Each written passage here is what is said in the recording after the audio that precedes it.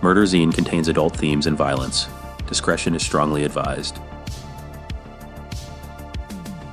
Episode 10, Neal Falls, Bullet for a Serial Killer.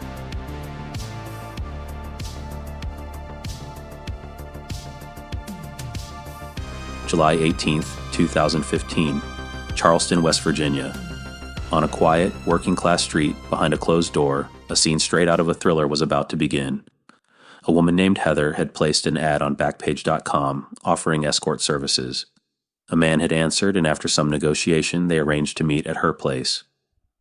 The moment Heather Saul opened her front door, the pretense of a client seeking services vanished. The stranger, armed with a handgun, offered a 3-word ultimatum: live or die. What happened next was a blur of violence, 10 minutes of what Heather would later call unadulterated horror. He held the gun to her stomach, then grabbed her by the throat, strangling her, dragging her through her own home. She pleaded for air, begging him to just let her breathe. He asserted his dominance, his voice cold and direct. "I'm going to call the shots, and you're going to be quiet." In the kitchen, her survival instincts took over. She fought back, grabbing the first thing she could find, a small gardening rake. To wrest the makeshift weapon from her hands, the attacker made a fatal mistake. He put his gun down on the kitchen table. In that split second, Heather seized it. She pointed the barrel behind her head, blindly, and pulled the trigger. The bullet found its mark, hitting the man in the face, killing him instantly. His lifeless body slumped over with his leather belt caught on a doorknob. Heather ran screaming to a neighbor who called 911. The following is an excerpt from that call. 911, where's your emergency? Park Avenue. What's going on there? There's a lady in the alley here. She's saying that some guy tried to rape her, and she had to defend herself, and she shot him. She's in the kitchen. He pulled a gun on her. She's got cuts and stuff all over.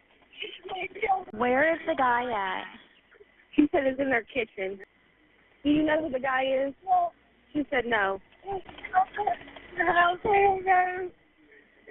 I opened the door. He said, "Never die." And he pulled it to me, and I wrestled him, and he was going to kill me. Did he actually rape her? I'm not sure. Okay. He said he tried to. All right. What kind of weapon did he pull? What kind of weapon was it? She said it was his gun. Okay, it's okay. What is her name? What is your name, ma'am? Heather. Was she able to injure him in any way? Yes, she shot him. She says he's on the kitchen floor, in her kitchen floor. Oh. When police arrived, they found Heather battered and bruised, with a separated shoulder, a broken vertebra, and strangulation marks around her throat, but alive. Her attacker, dead in the kitchen where she left him. They quickly ruled the shooting a justifiable homicide, a clear case of self-defense. The story should have ended there. But when they opened the trunk of the man's Subaru Forester, a far darker story was just beginning to emerge. Inside, they found what investigators would call a kill kit. The contents were methodical and chilling: several axes, a machete, shovel, and sledgehammer. Rolls of plastic trash bags, 4 sets of handcuffs, a bulletproof vest, a large bottle of bleach and other cleaning supplies. There was also a duffel bag, and in it, 5 identical sets of clothes: black t-shirts, black cargo pants, underwear, tube socks, and a black blanket, not to mention a Rubbermaid tub large enough that a woman could fit inside it. The man Heather killed wasn't just a violent attacker. He was organized. He was prepared. And police were certain of one thing: this was not his first time. The death of this unknown man didn't close a case. It opened a Pandora's box of cold cases, unsolved murders, and missing women that stretched across the country and across 2 decades. The slain attacker was soon identified as Neal Martin Falls, a 45-year-old from Springfield, Oregon. On the surface, he was nobody, so anonymous that the only adult photo anyone could find is from his driver's license.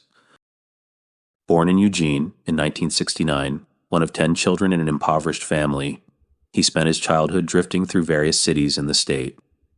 Early acquaintances described him as quiet and polite. He didn't drink or do drugs.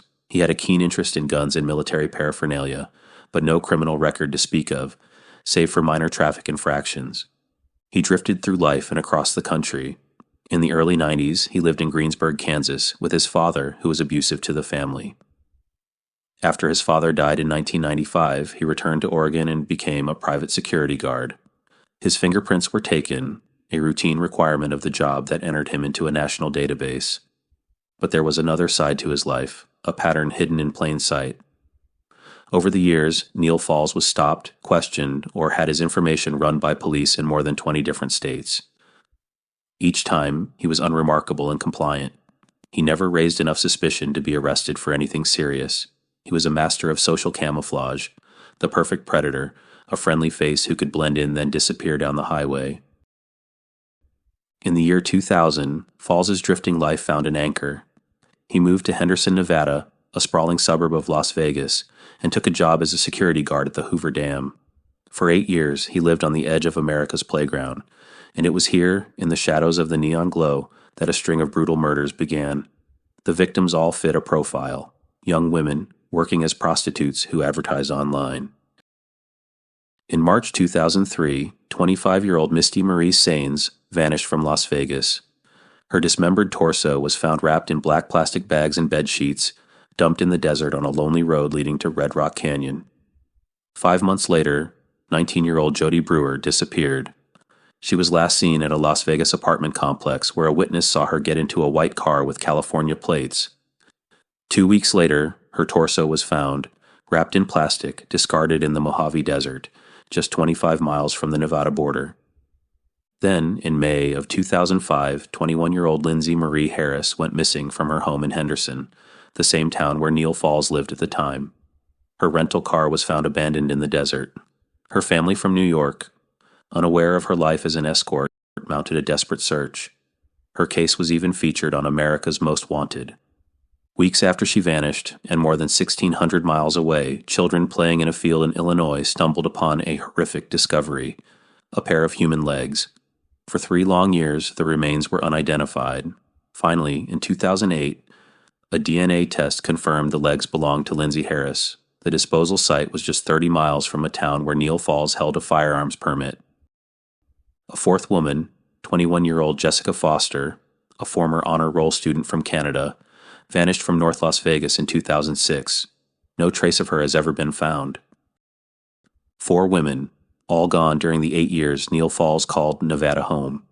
The method of disposal, dismemberment, bodies wrapped in plastic, dumped along major interstate highways, pointed to a killer who was mobile, who knew how to cross state lines to cover his tracks. It was the profile of a transient killer who spent his life on the road.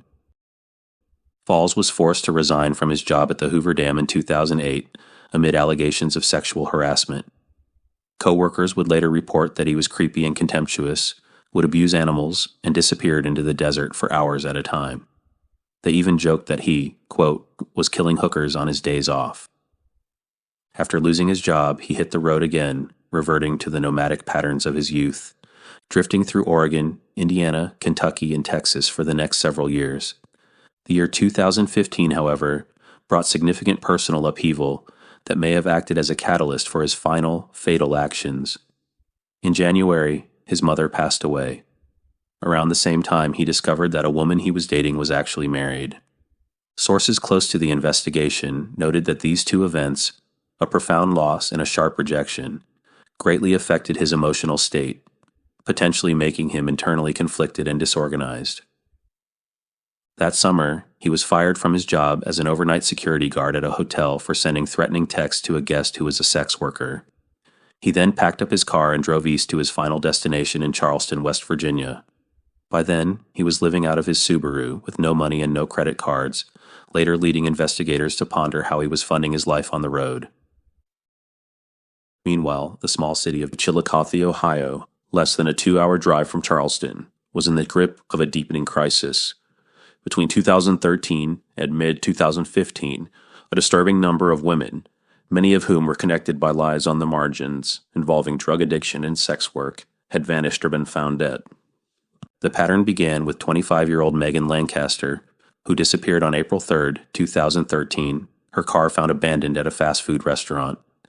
Megan has never been seen again. Then 27-year-old Holly Logan went missing on July 31, 2013. followed less than a year later by her 22-year-old friend, Jamie Bowen, who vanished on April 10, 2014. Neither Holly nor Jamie have ever been found. On May 3, 2014, 27-year-old Charlotte Trago, a mother of two, vanished and has never been seen again. The very same day, her friend 30-year-old Tameka Lynch also disappeared. Tameka's body, clothed only in a pair of socks, would be found a couple of weeks later on a sandbar in Paint Creek.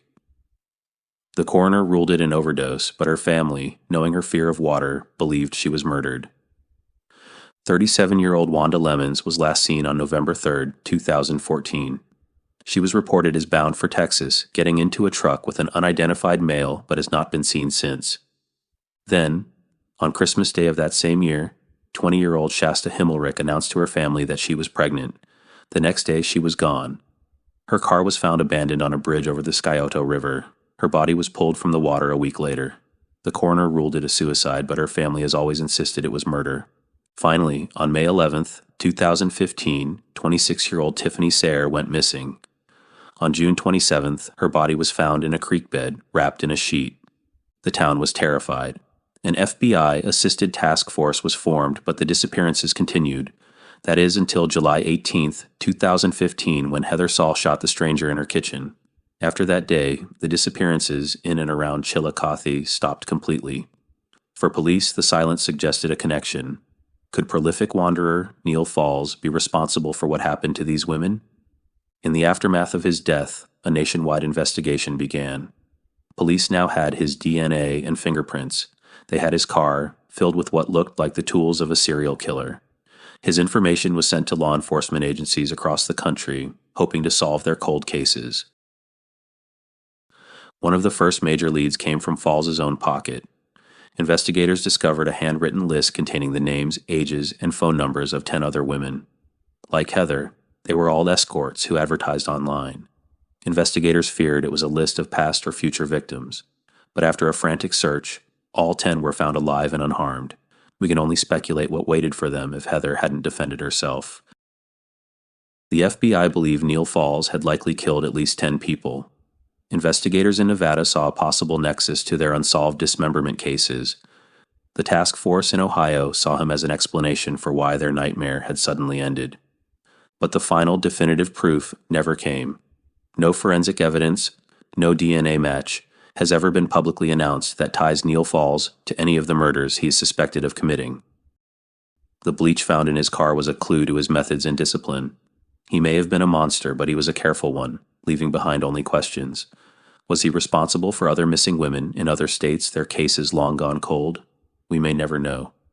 The Neal Falls case stands as a paradigm of the challenges posed by an organized offender, a killer who is both forensically disciplined and highly mobile, one who preys on a marginalized population whose disappearances typically do not trigger a high-priority response. The only person who knows the full scope of his crimes died in that kitchen in Charleston, West Virginia. Heather Saul's heroic act of self-defense saved her own life, and likely the lives of many others. It also ensured that the full truth of Neal Falls' dark journey would remain forever buried with him. He leaves behind not a conviction, but a legacy of profound suspicion. Neal Falls was an anonymous traveler on the American highway, leaving terror behind at each exit. A rare case of a predator who got exactly what he deserved, a bullet in the face fired by one of his victims. You have been watching a Murderzine production. Please like and subscribe to see more true crime tales inspired by my personal collection of detective magazines. If you'd like to see a case featured on Murderzine, drop it in the comments or visit murderzine.com for our links and contact information.